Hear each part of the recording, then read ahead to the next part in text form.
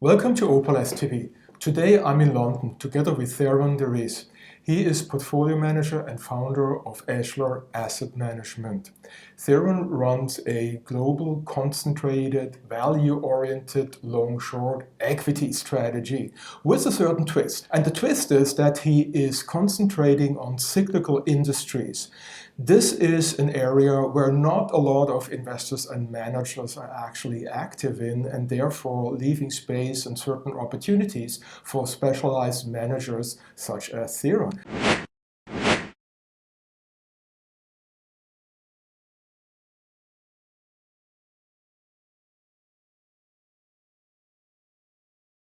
So I'm American by birth, British by citizenship. I've been over here in London for over 20 years.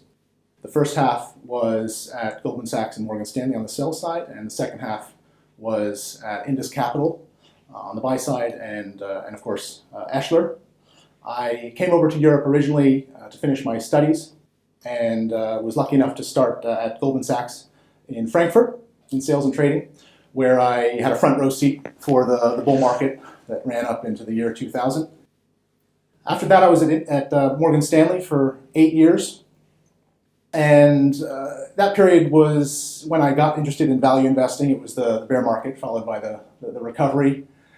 And I also developed a keen interest at that time in macro linkages, market history, market cycles. I was advising a number of interesting investors running an advisory team in London. In early 2008, I joined Indus Capital, a long-short equity fund, as an analyst, and it was a bit of a baptism by fire as the global financial crisis played out. But with several years of buy-side experience under my belt, I launched the Eschler Recovery Strategy at the end of 2012. It's our sole fund, and I continue to run it today. For the past few years, I've been focusing on building out our infrastructure at Eschler, and over the past year, I've put together a team. John Price Robertson joined in January as our COO, and Matthew Anthony joined in May of this year in business development. And now that we have this division of labor, it's allowing us to grow. And we're very excited about where we're headed, and we're focused hard on generating good returns, improving our operational setup, our risk framework, and our fund governance.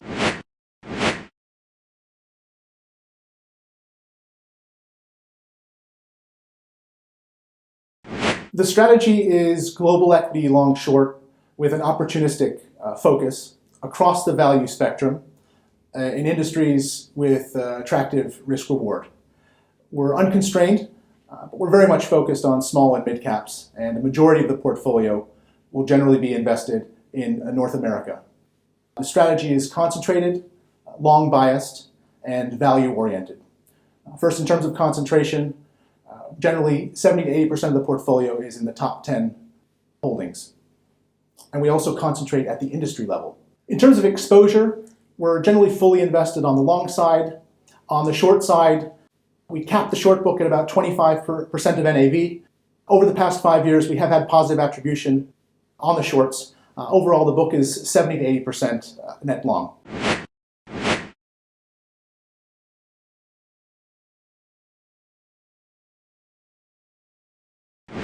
In terms of value orientation, I'm looking to purchase stocks at half of what I think they're worth on a normalized basis.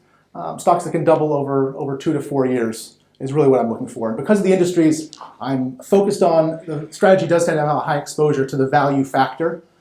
I'm not beholden to quantitative ratios, so I will look at stocks that have a future growth component to their valuation. That's only where I have a high conviction that I'm paying a low multiple, 5-6 times the earnings power of the business in 4 to 5 years. And for cyclical businesses, I'm really focused on the normalized earnings power.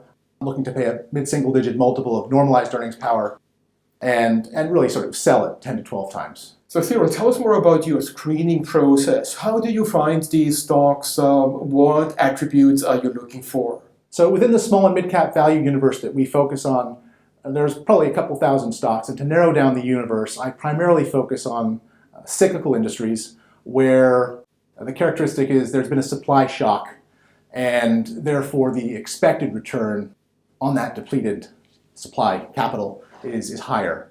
I also use custom screens to screen for specific criteria, and perhaps most importantly, I rely on primary sources. So these are SEC filings, company reports, meetings with management, visiting company headquarters. I also very much like discussing ideas with my peers and reading annual letters. So out of a watch list of about 100 stocks, at any one time I'm only invested in 10 to 15 core positions that really meet my criteria in terms of risk reward and business quality.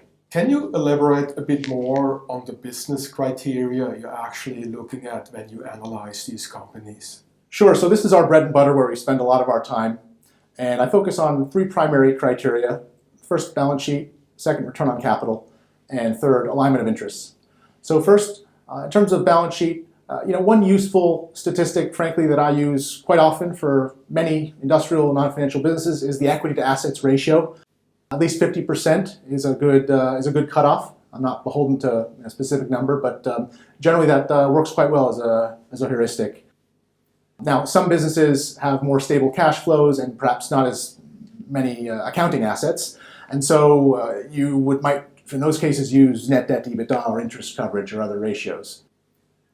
Secondly, I'm looking for businesses that have specific market niche that allows them to earn an above average return on capital, or at least a normalized return on capital well above their cost of capital.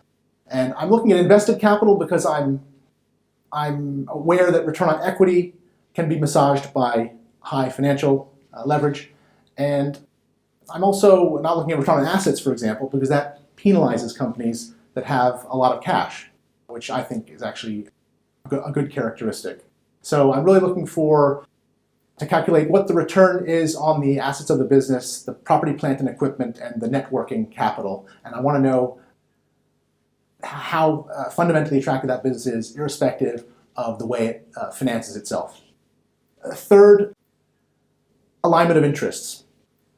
I'm looking for companies that have managers and or board of directors that have a large shareholding in the company. And when this is the case, you can really tell when they have skin in the game. So they're focusing more on long-term incentives, issuing fewer options, focusing more on free cash flow, less on EBITDA, buying back stock opportunistically as opposed to just buying back stock to offset options issuance. And companies that have owner-operators are also generally more capable in terms of allocating capital. And this is very important for businesses where growth may be slowing down and reinvestment opportunities are lower. And frankly, I'm not interested in the activist approach and not equipped to do that. So I really do value managers that can allocate capital effectively. So when I look at value managers, right, they all do slightly different things. So I'm also interested in hearing from you. How do you think your strategy is different from others?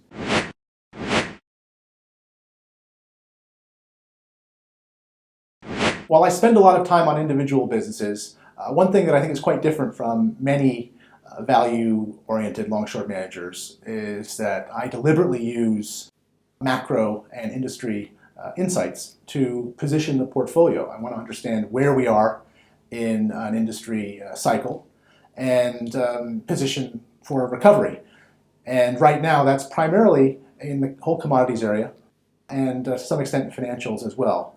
And with resources and energy, for example, the likelihood of a recovery is not in question because of the extent of underinvestment over the past several years.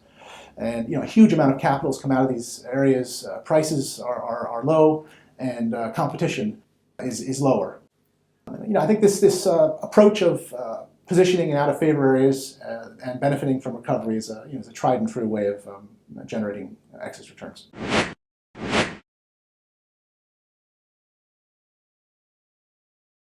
I think the strategy also benefits from some hard-won experiences that I've had over the years. And I recently listened to a podcast hosted by the famous psychologist Daniel Kahneman.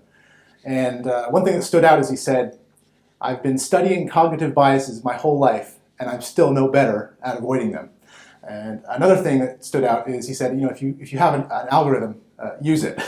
So what that tells me is that while there's a place, an important place for intuition in active investing, it's also important to have some rules in place to protect against human bias. So we've taken some of these learning outcomes that I've had and hard-coded them into a risk framework where we try and identify and mitigate the key risks at the individual position and portfolio level. So at the individual position level, for example, we're working with a risk budget for long positions and a hard stop loss for shorts. And we focus also on strong balance sheets in our fundamental analysis. We also occasionally look to diversify operational risk for very capital-intensive businesses across several positions. At the portfolio level, just two examples, I capped the overall gross exposure in single stocks at 125%.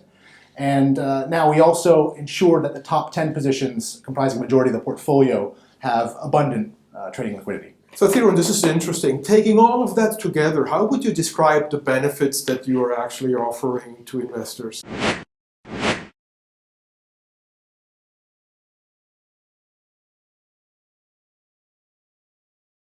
I'd like to emphasize three benefits that we offer to investors. Low correlation, attractive risk reward, and an aligned fee structure. So first, one consequence of our strategy is that the return stream has a low correlation, just over 20% with the market since inception and also with the long-short peer group.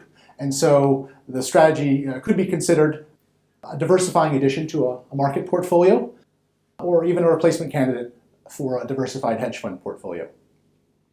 Second, because of the focus that we have on risk reward, our track record shows that we've made more money on our winners than we've lost on our losers, and so that overall comes across in our track record over time.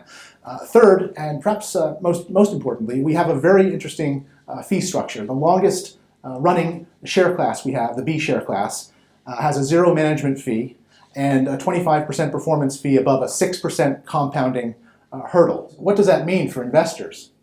We'll take two managers, each of whom generate a 10% gross return. Manager 1 charges 1.5 and 20, let's say the industry average. Manager 2 has our fee structure 0 and 25 over 6. The manager with Eschler's fee structure, 0% management's fee with a 25% incentive over 6% compounding hurdle, delivers over 200 basis points more net return to the end investor than the industry average. And if our return lags, we have to catch up with the compounding hurdle, so the investor gets a free ride. So I really feel this is a true differentiator for our strategy and greatly improves the odds of a good outcome for investors. So can you give us an idea about the opportunities that you're focusing on right now in the stock market or in your universe?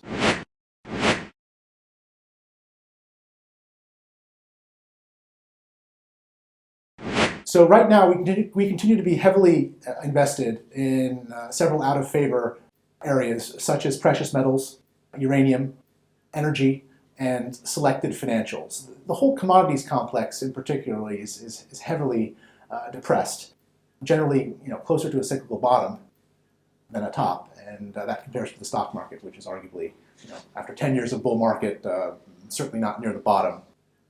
The same is the case for selected financials as well.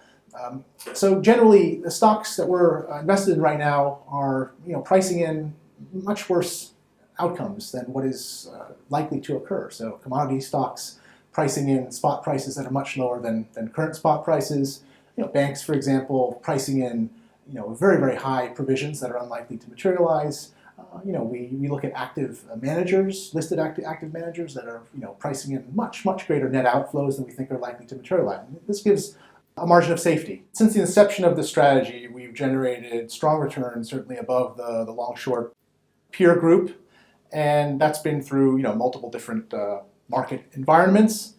What I will say is, if we did have, for example, a fall in the dollar or an improvement in commodity prices, an improvement in the value factor, that would certainly even accelerate our returns, I would say.